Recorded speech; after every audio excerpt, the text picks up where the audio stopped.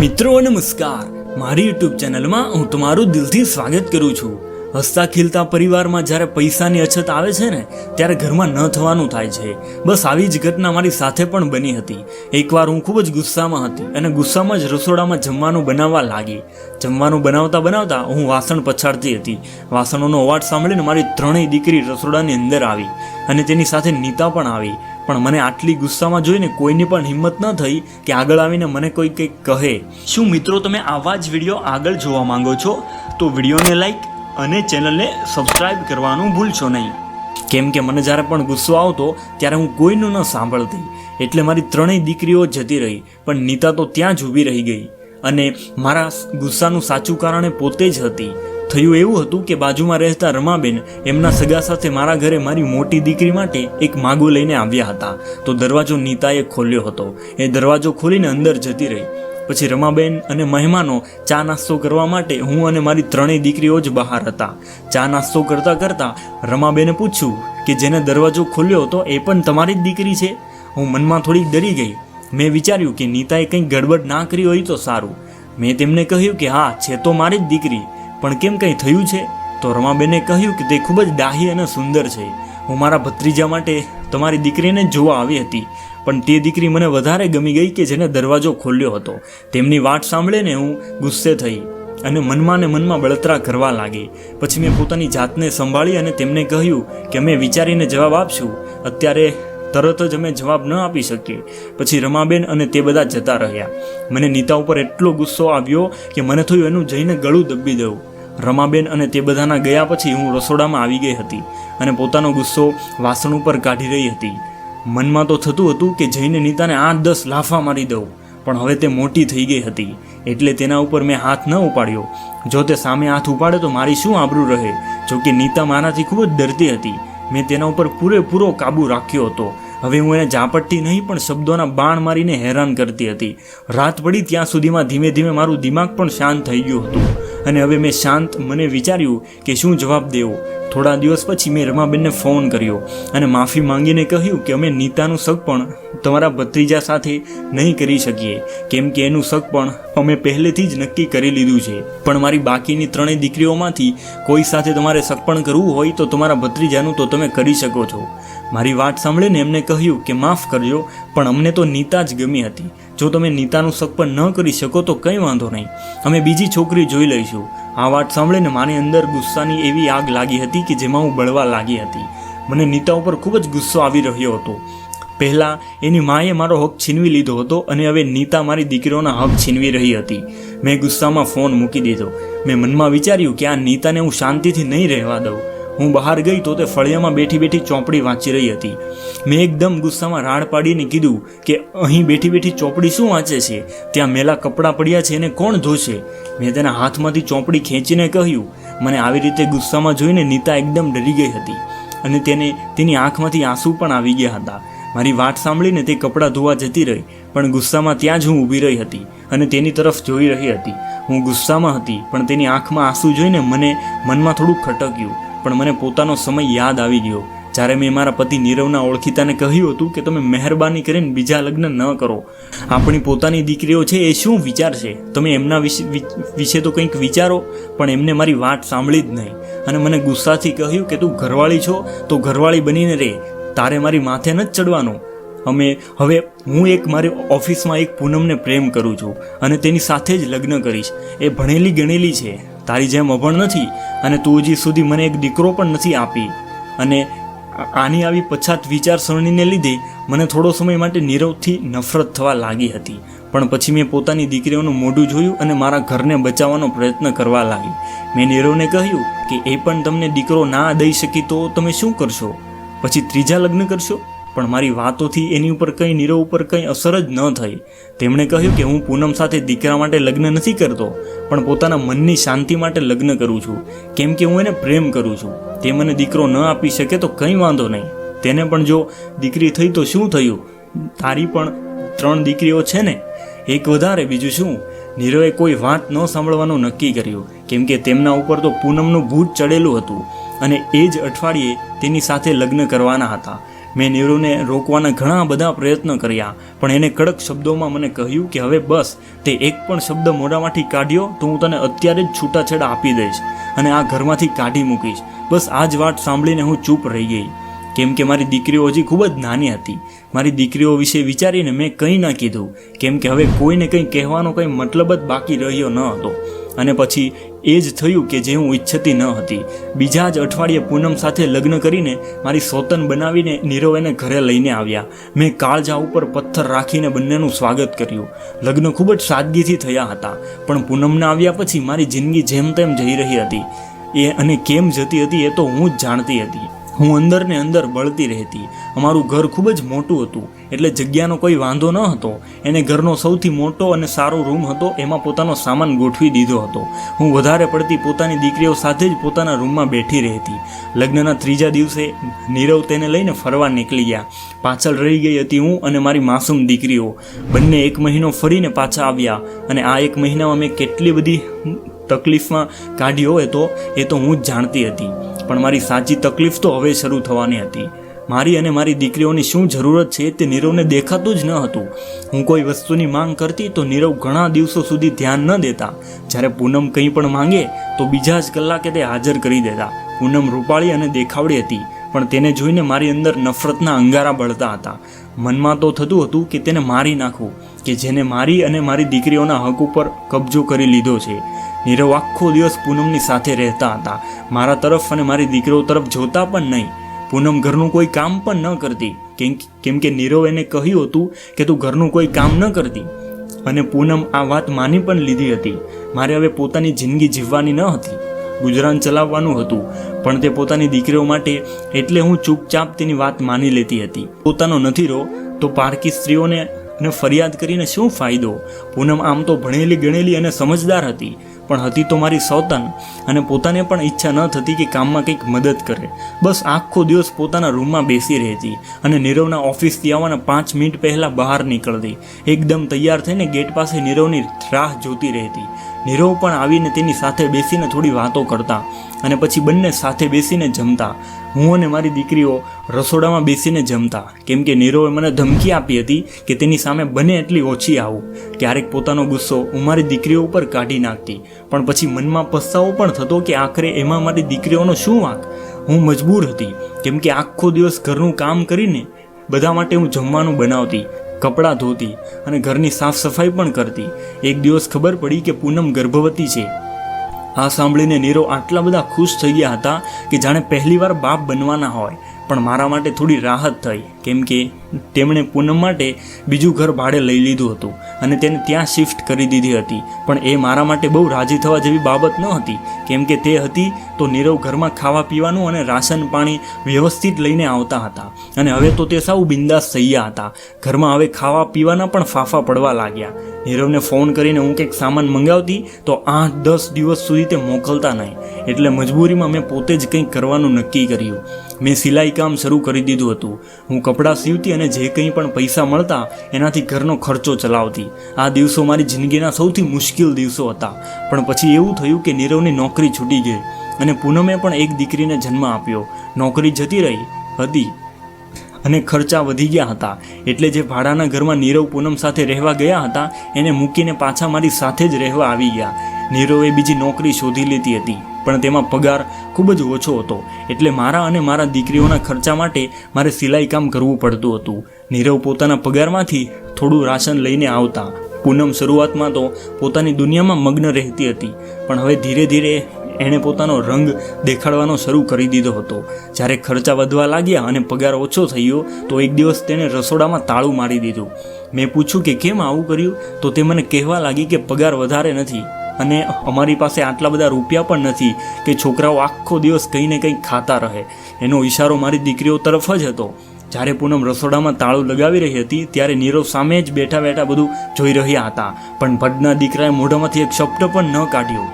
મેં જ્યારે ફરિયાદભરી નજરે તેમની સામે જોયું તો તે કહેવા લાગ્યા કે પૂનમ સાચું જ કહી રહી છે. હવે પગાર ઓછો છે અને ખર્ચો પણ વધારે થાય છે, તો સમજી વિચારીને ખર્ચો કરવો પડશે. હું બોલતા બોલતા ચૂપ રહી ગઈ કે મારો અને મારી દીકરીઓનો ખર્ચો તો હું પોતે જ ઉપાડી લઉં છું. ફાલતુ ખર્ચો તો આ પૂનમ જ કરે છે. પણ વાત અહીં ખતમ નથી થતી. પૂનમે મારી દીકરીઓને પ્રાઇવેટ સ્કૂલમાંથી કઢાવીને સરકારી સ્કૂલમાં નખાવી દીધી અને પોતાની દીકરીને નીતાને પ્રાઇવેટ સ્કૂલમાં એડમિશન લઈ લીધું હતું. મેં આ વિશે જ્યારે નીરવને વાત કરી તો તેમણે કહ્યું કે પૂનમે જે કર્યું તે બરાબર જ કર્યું છે. તારી દીકરીઓએ અત્યાર સુધી પ્રાઇવેટ સ્કૂલમાં જ ભણીને પાયો પાકો કરી લીધો છે. હવે તેને સરકારી સ્કૂલમાં ભણવામાં વાંધો નહીં આવે. જ્યારે નીતા હજી નાની છે, એનો પાયો કાચો છે, એટલે એને સરકારી સ્કૂલમાં ભણાવું છું તો તે ભણવામાં નબળી રહી જશે. કોઈ પણ તહેવાર આવતો તો મારી દીકરીઓ મારી પાસે આવીને ફરિયાદ કરતી કે મમ્મી નીતા કેટલા સારા કપડાં પહેરે છે, તો અમને કેમ સારા કપડાં નથી પહેરવા મળતા.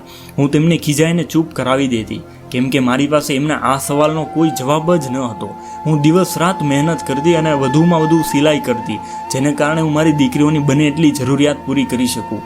મારી દીકરીઓ ધીમે ધીમે મોટી થવા લાગી રહી હતી અને તેમને પોતાના પિતાથી નફરત થવા લાગી હતી, કેમ કે હવે તે સમજવા લાગી હતી કે એમનો બાપ જ એમની આવી હાલતનો જવાબદાર છે. ફરી એકવાર સમાચાર મળ્યા કે પૂનમ પાછી ગર્ભવતી છે.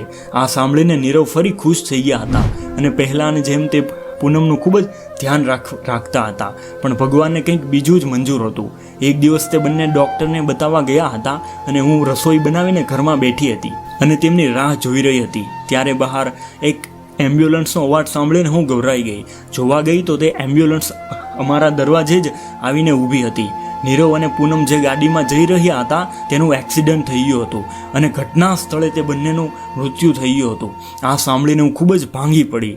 પણ પછી મેં ધીમે ધીમે પોતાની જાતને સાચવી લીધી, કેમ કે તે બંનેના જવાથી મારી જિંદગી ઉપર શું ફરક પડવાનો હતો.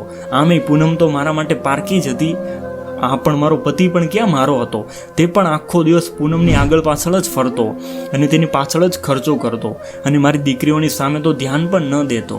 નીરવના આવા વર્તને મને અંદરથી એકદમ પથ્થર જેવી બનાવી દીધી હતી. એટલે મને કંઈ વધારે દુઃખ ન થયું. આ નાની છોકરીઓ મા વગરની થઈ ગઈ, પણ ધીમે ધીમે તે દુઃખ નફરતમાં બદલી ગયું. એમાં થતું હતું કે આખરે આની માના કારણે જ આ બધું થયું હતું. મેં આખા ઘરમાં નજર ફેરવી અને મને એક શાંતિનો અનુભવ થયો, કેમ કે હવે આખું ઘર જ મારું હતું. હું આ ઘરની માલકીન હતી, કેમ કે પૂનમના આવ્યા પછી હું ઘરની નોકરાણી છું એવું મને લાગતું. આખો દિવસ હું ઘરનું કામ કરતી અને પૂનમ ઘરની માલકીન બનીને બેસતી. તે જેમ ઈચ્છતી તેમ જ થતું. ઉપર ભગવાનની કૃપા થઈ અને મારું કામ ખૂબ જ સારું ચાલવા માંડ્યું. ઘરમાં પૈસા આવવા લાગ્યા એટલે મેં ફરી મારી દીકરીઓનું એડમિશન એક સારી પ્રાઇવેટ સ્કૂલમાં કરાવ્યું અને નીતાનું પણ પ્રાઇવેટ સ્કૂલમાં જ કરાવ્યું હતું. પણ મારા ભૂતકાળની છાપ હજી મારા દિમાગમાંથી ઉપર જ હતી, જેના લીધે હું નીતાને પ્રેમ પણ નહોતી કરી શકતી. હું તેની પાસે બધું ઘરકામ કરાવતી અને તેને ખૂબ જ ખીજાતી અને ક્યારેક તો મારો હાથ પણ ઉપડી જતો. પણ નીતા એકદમ શાંત અને ઉદાસ રહેતી અને આખો દિવસ મમ્મી મમ્મી કરતી મારી પાછળ ફરતી. ધીમે ધીમે ચારેય છોકરીઓ મોટી થવા લાગી, પણ નીતાનું રૂપ એકદમ ખીલી ગયું હતું. તે ખૂબ જ સુંદર હતી, એટલે મારી મોટી દીકરી માટે જે પણ માંગવું આવતું તે બધાને નીતા જ ગમી જતી. કંટાળીને એક દિવસ મેં નીતાને કહી દીધું કે કોઈ પણ સગા સંબંધીની સામે તારે નહીં આવવાનું. નીતા મારી બધી જ વાત માનતી અને તેણે આ વાત પણ માની લીધી. તે કોઈના પણ સામે આવતી નહીં, પણ હર વખતે કંઈ ને કંઈ એવું થઈ જતું કે મારી દીકરીનું સગપણ થતાં રહી જતું અને જે લોકો આવતા તે બધા નીતાને જ પસંદ કરીને જ હતા. આજે પણ એવું જ થયું હતું. એટલે મેં એવું નક્કી કર્યું કે સૌથી પહેલાં હું આ નીતાના જ લગ્ન કરાવીશ, કેમ કે એ જ નડતર રૂપ છે. જ્યાં સુધી તે હશે ત્યાં સુધી મારી દીકરીઓના લગ્ન જ નહીં થઈ શકે. એટલે મેં સૌથી પહેલાં નીતા માટે એક છોકરો જોવાનું શરૂ કરી દીધું. નીતા માટે એકથી એક સારા માંગા આવતા હતા, પણ હું તેના લગ્ન કોઈ સારા ઘરમાં નહોતી કરાવવા માંગતી, કેમ કે વર્ષોથી મારા મનમાં જે ગુસ્સો ભરેલો હતો તેને હું કાઢવા માંગતી હતી. નીતાની માનો બદલો હું એનાથી જ લેવા માંગતી હતી. હું નીતાના લગ્ન એક એવી જગ્યાએ કરવા માંગતી હતી કે જ્યાં તેને ફક્ત દુઃખ અને દુઃખ જ મળે. પણ હજી સુધી મને એવું કોઈ મળ્યું જ ન હતું. એક દિવસ હું બજારમાં ગઈ ત્યારે એક સાયકલવાળો મારી સાથે ભટકાણો. તે જલ્દીથી ઉતરીને મારી પાસે આવ્યો અને મને કહ્યું કે મને માફ કરી દો મેડમ, મેં તમને જોયા નહીં. અમુક લોકો મારી પાછળ પડ્યા છે એટલે હું તેમનાથી બચીને ભાગતો હતો. હું તે સાયકલવાળા છોકરાની સામે જોઈ અને તેની ખડ કાઠી રીતે સારી હતી, પણ તે ડરેલો હતો. મેં તેને પૂછ્યું કે કોણ તારી પાછળ પડ્યું છે, તો તે મને કહેવા લાગ્યો કે મને જુગારની લત લાગી ગઈ છે અને જુગારમાં હું પૈસા હારી ગયો છું, એટલે તે વસૂલ કરવા માટે અમુક લોકો મારી પાછળ પડ્યા છે. સાંજ સુધીમાં ગમે તેમ કરીને ઉધાર ચૂકવી દઈશ, પણ અત્યારે મારે એ લોકોથી બચવું છે. મારા દિમાગમાં એક શેતાની વિચાર આવ્યો, પણ થયું એવું કે નીતા માટે મારે આવો જ છોકરો જોઈતો હતો. હું તે સાયકલવાળા છોકરાને થોડીક સાઈડમાં લઈ ગઈ અને મેં તેને પૂછ્યું કે તું લગ્ન કરીશ? તો મારી વાત સાંભળીને એ શરમાઈ ગયો અને હા પાડી. હું તરત જ તેને પોતાની સાથે ઘરે લઈ ગઈ અને જલ્દીથી જ પંડિતને બોલાવીને મંદિરમાં નીતાના લગ્ન કરાવી દીધા. નીતા ખૂબ જ રોઈ અને મને આજીજી પણ કરી, પણ મેં તેનું કંઈ ન સાંભળ્યું. એક ક્ષણ તેની આજીજી સાંભળીને અને મને થોડી દયા આવી. મેં તે સાયકલવાળાના છોકરાને નીતાના લગ્ન કરાવી દીધા અને ઘરેથી વિદાય પણ કરી દીધી. તો નીતા રોતી રોતી જતી રહી. મારી દીકરીઓએ મને આટલી ઉતાવળે લગ્ન કરવાનું કારણ પૂછ્યું તો મેં કહ્યું કે જ્યાં સુધી નીતા આ ઘરમાંથી નહીં જાય ત્યાં સુધી તમારા કોઈના લગ્ન નહીં થાય. મારી દીકરીઓની વાત સાંભળીને ચૂપ રહી ગઈ. હવે મને મારી દીકરીના લગ્નની ચિંતા થતી હતી. હું તેમના માટે સારા છોકરા ગોતવા લાગી. હવે ઘરમાં નીતા નહોતી એટલે જલ્દી જ મારી મોટી દીકરીઓના લગ્ન થઈ ગયા. હવે ઘરમાં હું અને મારી નાની દીકરી જ હતા અને મારી નાની દીકરીના હમણાં જ લગ્ન કરવાની મારી ઈચ્છા ન હતી. નીતાના લગ્નને પૂરા 6 મહિના થઈ ગયા હતા અને આ 6 મહિનામાં નીતા એક પણ વખત અમારા ઘરે આવી ન હતી. હવે મને એમ થવા લાગ્યું કે નીતા બરાબર તો હશે ને, તે એક પણ વાર અમને મળવા કેમ ન આવી. આમ જ દિવસો પસાર થતા હતા કે અચાનક એક દિવસ નીતા ઘરે આવી અને ખુશ પણ નહીં એવી લાગી રહી હતી. આવીને મને વળગીને મારા હાથમાં તેને ઘણા બધા રૂપિયા આપ્યા અને બોલી કે હું ફરી તમને મળવા આવીશ. મને નવાઈ લાગી કે આ બધું શું છે, આની પાસે આટલા બધા રૂપિયા ક્યાંથી આવ્યા હશે. પછી મેં વિચાર્યું કે જે પણ હોય, દીકરીઓના લગ્ન પછી પણ મારે આમેય રૂપિયાની જરૂર હતી એટલે આ રૂપિયાથી મને ઘણી બધી મદદ થઈ જશે. એક અઠવાડિયા પછી નીતા ફરી મને મળવા આવી અને આ વખતે પણ ઘણા બધા રૂપિયા મારા હાથમાં આપ્યા. હવે મને એમ થયું કે આની પાસે આટલા બધા રૂપિયા ક્યાંથી આવતા હશે. મને ફરીવાર એનાથી નફરત થવા લાગી. એમ થયું કે આ છોકરીની કિસ્મત કેટલી સારી છે, તે જ્યાં પણ જાય છે ત્યાં સુખી જ રહે છે. ફરી વખત જ્યારે નીતા મને મળવા આવી તો આ વખતે એનો પતિ પણ સાથે આવ્યો હતો. એ ખૂબ જ પ્રેમપૂર્વક અને માન સન્માનથી મને મળ્યો અને પોતાના નાના ભાઈ માટે મારી દીકરીનો હાથ માંગ્યો. હું લાલચમાં આવી ગઈ અને મેં હા પાડી દીધી. મને થયું કે કેટલા રૂપિયાવાળા માણસો છે, મારી દીકરી રાજ કરશે કે જેમાં નીતા કરે છે. નીતા મને અંદર રૂમમાં લઈ ગઈ અને તેને મને કહ્યું કે આ સંબંધ માટે હું ના પાડી દઉં, પણ મેં તેની વાત ન સાંભળી અને મને લાગ્યું કે તે મારી દીકરીનું સારું નથી જોઈ શકતી એટલે મને ના પાડવાનું કહે છે. એટલે નથી ઈચ્છતી કે જેમ તે પોતે જલસાથી રહે છે તે મારી નાની દીકરી પણ એ ઘરમાં જલસાથી રહે. એટલે મેં બહાર આવીને નીતાના પતિને લગ્ન માટે હા પાડી દીધી અને કહ્યું કે આવતા અઠવાડિયે જ બંનેના લગ્ન કરાવી દઈએ. તો તે માની ગયો. છતાં પણ નીતાએ મને આ સંબંધ ન કરવા માટે કહ્યું, પણ મેં તેનું કંઈ ન સાંભળ્યું અને એક અઠવાડિયા પછી મેં સાદાઈથી મારી નાની દીકરીના લગ્ન કરાવી દીધા. ફેરા પહેલાં પણ નીતાએ મને ખૂબ જ ના પાડી, પણ મેં તેની એક વાત ન માની. ઉલટાનું હું તેને કહેવા લાગી કે તું નથી ઈચ્છતી કે મારી દીકરીઓ સુખીથી રહે, આખરે છો તો પૂનમની જ દીકરીને. મારી વાત સાંભળીને નીતાની આંખોમાંથી આંસુ આવી ગયા હતા. મારી દીકરીના લગ્ન થઈ ગયા હતા અને હવે તેની વિદાય પણ થવાની હતી. મેં પાછળથી બધી જ વાતો ભૂલીને જઈને નીતાને કહ્યું કે નીતા, મારી દીકરીનું ધ્યાન રાખજે. નીતા મારી સામે સહેજ હસી અને કહ્યું કે જ્યારે ધ્યાન રાખવાનું કહેતી હતી ત્યારે તમે મારી વાત સાંભળી જ નહીં. લાલચમાં આવીને તેના લગ્ન મેં કરાવી દીધા. હવે જેટલું મારાથી થઈ શકશે એટલું હું તેનું ધ્યાન રાખીશ. મારી દીકરી વિદાય થઈને પોતાના સાસરે જતી રહી. હું વિચારવા લાગી કે નીતા આવું કેમ બોલી રહી હશે, પણ પછી મેં બહુ ધ્યાન ન દીધું અને પોતાના કામમાં લાગી ગઈ. મારી દીકરીના લગ્નને 2 અઠવાડિયા થઈ ગયા હતા, પણ આ 2 અઠવાડિયામાં તે એક પણ વાર મને મળવા આવી ન હતી એટલે હું થોડીક ગભરાઈ ગઈ હતી અને વિચાર્યું કે ચલો હું પોતે જ એને મળી આવું.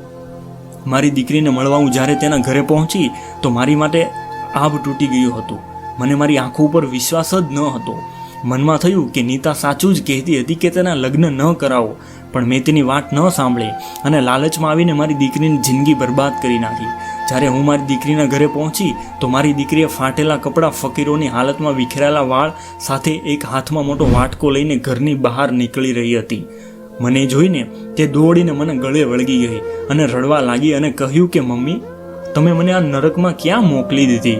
આ લોકો મારી સાથે ખૂબ જ મારપીટ કરે છે, મારી પાસે ભીખ પણ મંગાવે છે અને રૂપિયા માટે અમારી પાસે દેહ વ્યાપાર પણ કરાવે છે. ત્યાં જ નીતા અંદરથી આવી. એની હાલત મારી દીકરી કરતાં પણ વધુ ખરાબ હતી. મેં રાડ પાડીને નીતાને કહ્યું કે નીતા, તે મારી દીકરીનું ધ્યાન ન રાખ્યું અને એની જિંદગી બરબાદ કરી નાખી. નીતા રડતા રડતા મને કહેવા લાગી કે મમ્મી, મેં તમને પહેલાં જ લગ્ન કરવાની ના પાડી હતી, પણ હું તમને સાફ શબ્દોમાં ના બોલી શકી કેમ કે આ લોકો ખૂબ જ ખતરનાક છે અને હર વખત મારી ઉપર જ નજર રાખે છે. મેં તમને ઘણી વખત એક ના પાડી હતી કે તમે આ લગ્ન ના થવા દો, પણ તમે લાલચમાં આવીને મારી વાત ન સાંભળી. આ લોકોની ગેંગ ખૂબ જ મોટી છે અને તેમની પહોંચ ઉપર સુધી છે. અમારી સાથે સાથે બીજી ઘણી છોકરીઓ આમાં ફસાયેલી છે. હવે તમે જલ્દી અહીંથી જતા રહો, નહીંતર આ લોકોને ખબર પડી જશે અને અમારા બંને માટે વધારે મુશ્કેલીઓ થઈ જશે. તમે એમ કરો કે સૌથી પહેલાં પોલીસ સ્ટેશને જઈને અમારા વિશે બધું જણાવી દો. આટલું કહીને નીતા મારી દીકરીને લઈને ત્યાંથી જતી રહી. મારા પગમાં તો જાણે જીવ જ ન હતો. હું ખૂબ જ આઘાતમાં આવી ગઈ હતી. ગમે તેમ કરીને હું પોલીસ સ્ટેશન પહોંચી અને પોલીસને બધી જ હકીકત જણાવી દીધી. પોલીસવાળા કહેવા લાગ્યા તો મારી વાત ઉપર વિશ્વાસ જ કરવા તૈયાર ન હતા, પણ મેં ખૂબ જ આજીજી કરી એટલે તે લોકો મારી સાથે જગ્યા પર આવવા તૈયાર થઈ ગયા. ત્યાં જઈને એમણે બધી તપાસ કરી અને તે લોકોને પકડી લીધા. અને તેમની ગેંગ ખૂબ જ મોટી હતી અને મોટા પાયે તે લોકો છોકરીઓનો દેહ વ્યાપાર કરતા અને એની પાસે ભીખ મંગાવડાવતા હતા. પોલીસે તે લોકોને પકડીને જેલમાં નાખી દીધા, પણ હજી બીજા બધા પકડાણા ન હતા. થોડાક રહી ગયા હતા જેની તપાસ પોલીસ હજી કરી રહી હતી. ઘણી બધી છોકરીઓ હતી કે જેની આ ગંદકીમાંથી હવે તે બહાર આવી ગઈ હતી. મેં મારી બંને દીકરીઓના છૂટાછેડા અપાવી દીધા અને તેમને ઘરે પાછી લઈ આવી. હવે મને પસ્તાવો થયો કે બદલાની આગમાં હું એટલી બધી આંધળી થઈ ગઈ હતી કે નીતાની સાથે મેં મારી સગી દીકરીની પણ જિંદગી બરબાદ કરી નાખી હતી. નીરવ પર કાઢવો જોઈતો હતો તો એમાં નીતાનો શું વાંક હતો? એ તો બિચારી નિર્દોષ જ હતી. આખો દિવસ તે મમ્મી કરતી મારી આગળ પાછળ ફરતી. તેમાં શું સાથે જાણી જોઈને ખૂબ જ ખરાબ કર્યું હતું. એટલે જ ભગવાને મારી દીકરી સાથે આવું ખરાબ થવા દીધું. મને હવે મારી ભૂલ સમજાઈ ગઈ હતી. હવે મારી બંને દીકરીઓ મારી પાસે જ હતી. મેં પહેલી વખત નીતાને સાચા મનથી માં બનીને છાતીએ લગાવી દીધી હતી અને તેની માફી માંગી. નીતાની આંખોમાં હવે હરખના આંસુ આવી ગયા હતા. મિત્રો, આ વિડીયો વિશે તમારું શું કહેવું છે? કમેન્ટમાં જરૂરથી જણાવજો. અને જો વિડીયો ગમ્યો હોય તો વિડીયોને લાઈક અને ચેનલને સબસ્ક્રાઈબ કરવાનું ભૂલશો નહીં. ધન્યવાદ.